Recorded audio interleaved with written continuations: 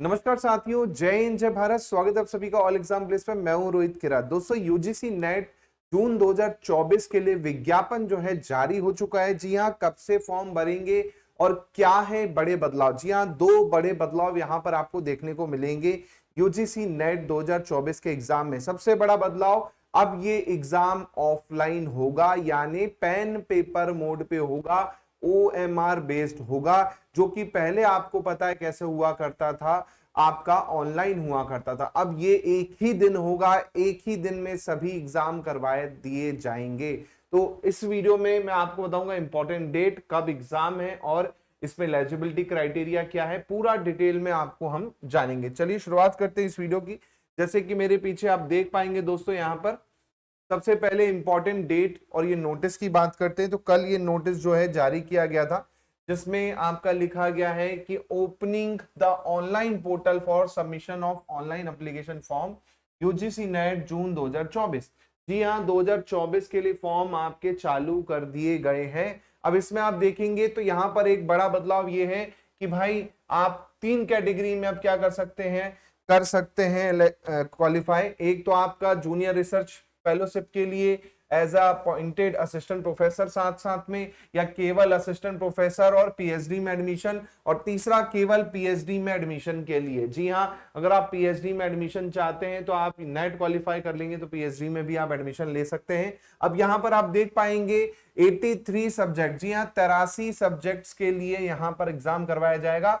OMR, जी हाँ OMR यानी pen paper mode पे आपका क्या होगा, ये एग्जाम होगा। अभी तक आपने ऑनलाइन एग्जाम्स दिए होंगे लेटेस्ट में, है ना। अब आपको यहाँ पर ऑफलाइन एग्जाम देना होगा। साथ में आप डेट की बात करूं यहाँ पर, तो इंपॉर्टेंट डेट्स देख लीजिए। 20 अप्रैल, जी हाँ ना, कल से आपके फॉर्म शुरू हो चुके हैं और ये भरे जाएंगे 10 मई तक। 10 मई लास्ट डेट है फॉर्म भरने की। इसके बाद अगर आपकी पेमेंट नहीं हुई है, मान के चलिए, तो 2 दिन का टाइम है, 11 से 12 मई तक आप पेमेंट वो कर सकते हैं। साथ में कोई करेक्शन करना है तो 15 मई तक अपने फॉर्म में क्या कर सकते हो, आप करेक्शन कर सकते हो। इसके बाद एग्जाम सेंटर कैसे पता चलेंगे वो बाद में बताया जाएगा, है ना। एडमिट कार्ड कब आएंगे वो बाद में बताया जाएगा, लेकिन एग्जाम की डेट आपको बता दी गई है 16 जून। जी हाँ, 16 जून को आपका एग्जाम होगा। लगभग 55 दिन आपके हाथ में है। इन 55 दिनों में आपको सटीक रणनीति के तहत तैयारी करनी है, जिससे आप क्या कर पाएंगे, यूजीसी नेट के लिए जेआरएफ हो गया या असिस्टेंट प्रोफेसर हो गया या पीएचडी एंट्रेंस हो गया, वो क्वालिफाई कर पाएंगे। तो 55 दिनों की कड़ी मेहनत आपको करनी है और आप एग्जाम क्वालिफाई कर सकते हैं। साथ में आप देखेंगे यहाँ पर फीस जो है, जनरल की फीस 1150 रुपए रहेगी, ईडब्ल्यूएस की 600 रुपए, ओबीसी की 600 रुपए, SC ST की 325 रुपए और थर्ड जेंडर की 325 रुपए फॉर्म भरने की फीस लगेगी। इसके अलावा मैं आपको और इसमें चीजें बता देता हूं, जैसे कि आप यहाँ पर देख पाएंगे एग्जाम पैटर्न में कोई चेंजेस नहीं है। एग्जाम पैटर्न वही एज इट इज है। यहाँ 180 मिनट का आपका पेपर होगा, यानी 3 आवर का पेपर होगा।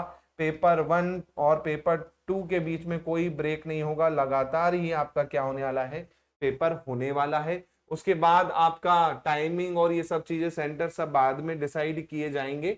उसके बाद यहाँ पर आप देखेंगे तो 3 कैटेगरी में, जी हाँ 3 कैटेगरी में आपका यहाँ पर क्या है, क्वालिफाई के लिए कहा जा रहा है।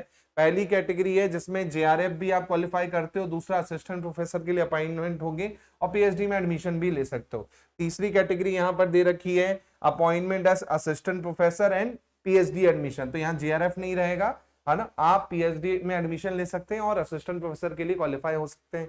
और लास्ट कैटेगरी है केवल और केवल पीएचडी एडमिशन के लिए। तो 3 कैटेगरी के हिसाब से ही आपका क्या होगा, एलिजिबिलिटी जो है डिसाइड की जाएगी। आपके मार्क्स, आपके कट ऑफ, उस हिसाब से ही यहाँ पर क्या किए जाएंगे, बनाए जाएंगे। जैसे कि पहले आपको पता होगा कि 2 कैटेगरी बनाई जाती थी, एक कट ऑफ जेआरएफ के लिए रहता था और एक असिस्टेंट प्रोफेसर के लिए रहता था। अब यहाँ पर आप देखेंगे तो 3 कैटेगरी के हिसाब से आपका क्या चीजें होंगी।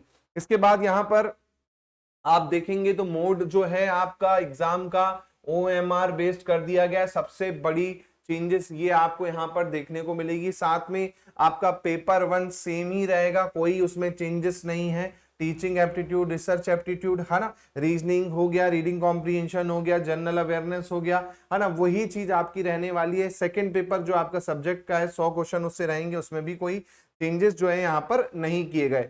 सिलेबस डाउनलोड करने के लिए आप यूजीसी नेट ऑनलाइन और वाले में जाके सिलेबस डाउनलोड कर सकते हैं, इसमें ऐसा कहा गया है।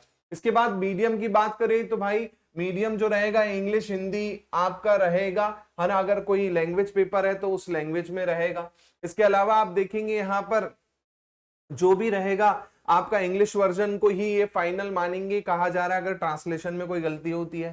साथ में एक क्वेश्चन 2 मार्क्स का है जो पहले से चला आ रहा है, उसमें कोई चेंजेस नहीं है। नेगेटिव मार्किंग पहले भी इसमें नहीं थी, अभी भी नेगेटिव मार्किंग नहीं है, तो यहां पर कोई भी चेंजेस आपको देखने को नहीं मिलेंगे एग्जाम पैटर्न में।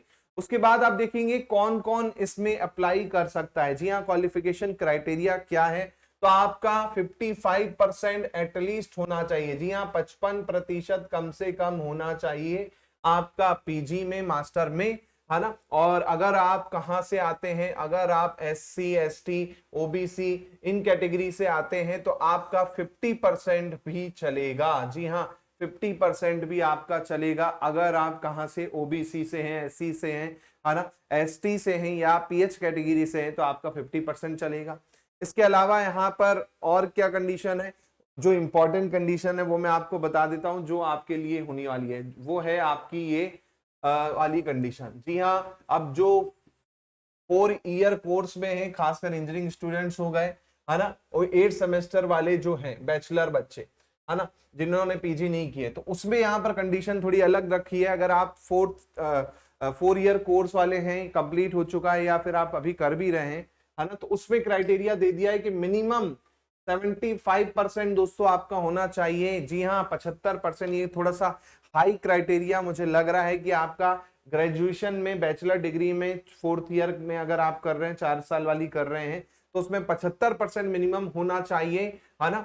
तब आप क्या कर पाएंगे, तब आप क्या कर पाएंगे, अप्लाई कर पाएंगे पीएचडी एडमिशन के लिए। दूसरा इसमें दे रखा है कि 5% मार्क्स का क्या है, आपको रिलैक्सेशन मिल जाएगा अगर आप EWS ST SC OBC PH category से क्या करते हैं, बिलोंग करते हैं। उसके बाद यहाँ पर एक पॉइंट और है, एक पॉइंट और ये है, याद रखिएगा, ये जो 4 ईयर अंडर ग्रेजुएट डिग्री जो रहेगी, इसमें केवल आपको पीएचडी में ही क्या होगा, एडमिशन मिल सकता है ना। साथ में जेआरएफ के लिए आप क्या हो सकते हो, क्वालिफाई हो सकते हो, लेकिन आप यहाँ पर किसके लिए क्वालिफाई नहीं होगे, असिस्टेंट प्रोफेसर के लिए क्वालिफाई नहीं होगे।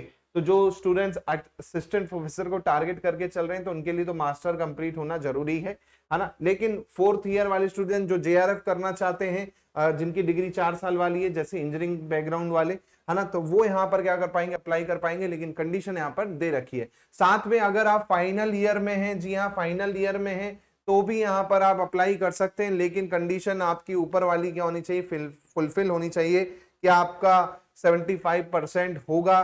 बाद में जब वो डॉक्यूमेंट देखेंगे उसके बाद ही आपको अवार्ड करेंगे। अगर 75% से नीचे रहा तो आपको अवार्ड नहीं करेंगे, 70% से नीचे रहा तो अवार्ड नहीं करेंगे।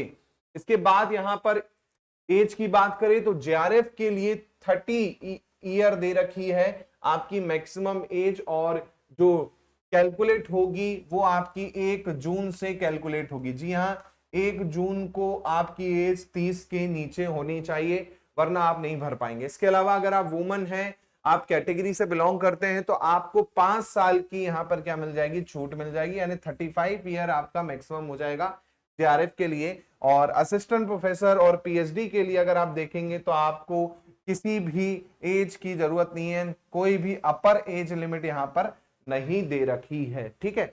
इसके बाद यहाँ पर और कुछ नहीं दिया, बाकी जो सिलेबस है वो एज इट इज है। बस फॉर्म की डेट आपको याद रखनी है, 20 अप्रैल से आपके फॉर्म शुरू हो चुके हैं कल से, और 10 मई तक फॉर्म भरे जाएंगे। एग्जाम डेट इंपॉर्टेंट है, एग्जाम डेट आपको ध्यान रखनी है 16 जून। 16 जून, लगभग 50-55 दिन का समय आपके हाथ में।